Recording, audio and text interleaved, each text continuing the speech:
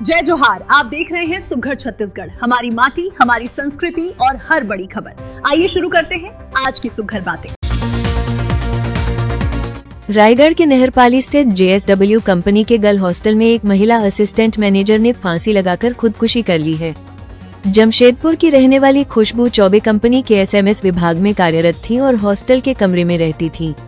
गुरुवार शाम जब कमरे में उनकी लाश फंदे पर लटकी मिली तो पूरे प्लांट में हड़कंप मच गया। सूचना मिलते ही भूपदेवपुर पुलिस ने मौके पर पहुंचकर शव को कब्जे में लिया और जांच शुरू कर दी है। फिलहाल आत्महत्या के कारणों का पता नहीं चल पाया है। पुलिस हॉस्टल के अन्य कर्मचारियों से पूछताछ कर रही है और परिजनों के आने के बाद पोस्टमार्टम की कार्रवाई की जाएगी। रायगढ़ में धान खरीदी के अंतिम दिनों में किसानों की मुश्किलें कम होने का नाम नहीं ले रही हैं। प्रशासन के दावों के उलट सत्यापन के नाम पर किसानों को पटवारी से लेकर तहसीलदार के दफ्तरों तक दौड़ लगानी पड़ रही है। ADM के आश्वासनों के बावजूद बिना तहसीलदार के सील सिक्के के टोकन नहीं कट रहे हैं, जिससे किसानों का कीमती समय बर्बाद हो रहा है। इतना ही नहीं, कई केंद्रों पर धान तौल में भी गड़बड़ी की शिकायतें मिल रही हैं, जहां तय वजन से ज्यादा धान लिया जा रहा है। एक तरफ दोहरे सत्यापन की जटिल प्रक्रिया और दूसरी तरफ कंकड़ पत्थर मिले धान की खरीदी ने सरकारी दावों की पोल खोल कर रख दी है। रायगढ़ के छातामुड़ा चौक में खनिज विभाग ने एक ट्रेलर को 45 टन अवैध लाइमस्टोन गिट्टी के साथ जब्त किया है। यह वाहन गुड़ेली के सिंघल क्रशर से बिना किसी रॉयल्टी पर्ची के रायगढ़ लाया जा रहा था। जांच में पता चला कि सारंगढ़ बिलाईगढ़ जिले के खनिज बैरियरों पर तैनात जवानों की मिलीभगत से बिना TP के वाहनों को धड़ल्ले से पार कराया जा रहा है। पकड़े गए वाहन को कलेक्टरेट परिसर में खड़ा कर दिया गया है। वहीं विभाग के भीतर ही एक अन्य कार्रवाई की रिपोर्ट दबाने का मामला भी गरमाया हुआ है, जहां 10 दिन पहले जब्त की गई JCB और डंपर पर अब तक जुर्माने की प्रक्रिया शुरू नहीं की गई है।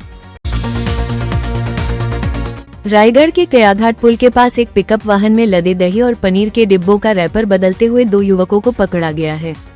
स्थानीय लोगों ने देखा कि आरोपी एक कंपनी का स्टिकर हटाकर दूसरी कंपनी का लेबल चिपका रहे थे, जिसके बाद तुरंत पुलिस और खाद्य सुरक्षा विभाग को सूचना दी गई। रायपुर से आए इस वाहन में करीब 1.5 लाख रुपए का माल लदा था। लोगों को संदेह है कि यह नकली माल खपाने की कोशिश हो सकती है। चक्रधरनगर पुलिस ने गाड़ी जब्त कर ली है और फूड विभाग की टीम अब सैंपल लेकर जांच कर रही है कि आखिर खुलेआम ब्रांडिंग बदलने के पीछे का असली मकसद क्या था। रायगढ़ के मोहापाली CR-पाली में छोटे उद्योगों को बढ़ावा देने के लिए बनाया गया इंडस्ट्रियल पार्क भ्रष्टाचार की भेंट चढ़ गया है। करीब 12 करोड़ की लागत से बने इस पार्क में 6 साल बाद भी जमीन का आवंटन नहीं हो सका है। आलम यह है कि बिना पार्किंग, गार्डन और पावर स्टेशन बनाए ही ठेकेदार को भुगतान कर दिया गया। पार्क के बीच से हाई टेंशन तार गुजर रहे हैं और प्लॉटों का साइज इतना खराब है कि वहां निर्माण करना नामुमकिन है। करोड़ों खर्च कर बनाए गए कार्यालय भवन अब खंडहर में तब्दील हो रहे हैं। सुविधा के नाम पर यहां सड़क तक नहीं है, जिससे उद्यमी अब यहां निवेश करने से कतरा रहे हैं। बिलासपुर हाईकोर्ट ने भिलाई के एक होटल कारोबारी की अवैध गिरफ्तारी और पुलिसिया बर्बरता पर कड़ा फैसला सुनाया है। कोर्ट ने राज्य सरकार को आदेश दिया है कि पीड़ित व्यवसायी आकाश साहू को 4 हफ्ते के भीतर 1 लाख रुपए मुआवजा दिया जाए। हाईकोर्ट ने कड़ी टिप्पणी करते हुए कहा कि बिना किसी ठोस अपराध के महज कहासुनी पर जेल भेजना मानवाधिकारों का उल्लंघन है। कोर्ट ने ये भी साफ किया कि सरकार चाहे तो ये राशि दोषी पुलिसकर्मियों के वेतन से वसूल सकती है। साथ ही SDM की भूमिका पर भी नाराजगी जताते हुए गृह विभाग को निर्देश दिए गए हैं कि पुलिस बल को आम नागरिकों के प्रति संवेदनशील बनाया जाए। छत्तीसगढ़ के प्रसिद्ध युवा कथावाचक युवराज पांडे का एक वीडियो सोशल मीडिया पर जमकर वायरल हो रहा है, जिसमें उन्होंने अपनी सुरक्षा को लेकर गहरी चिंता और नाराजगी जताई है। रायपुर के सेजबहार में चल रही शिव महापुराण कथा के दौरान उन्होंने कहा कि हजारों की भीड़ के बावजूद प्रशासन ने सुरक्षा के लिए 2 पुलिसकर्मी तक नहीं भेजे हैं। युवराज पांडे ने भावुक होते हुए कहा कि शायद हमारी गलती बस इतनी है कि हम छत्तीसगढ़िया हैं। उन्होंने बताया कि कलश यात्रा के दौरान भक्तों के गहने चोरी हो गए, जिससे लोग डरे हुए हैं। महाराज ने प्रशासन से सीधा सवाल पूछा कि क्या उन्हें निपटाने का कोई टारगेट रखा गया है, जो इतनी लापरवाही बरती जा रही है। बस्तर पुलिस ने जगदलपुर में सक्रिय बाइक चोर गिरोह का भंडाफोड़ करते हुए 3 आरोपियों को गिरफ्तार किया है।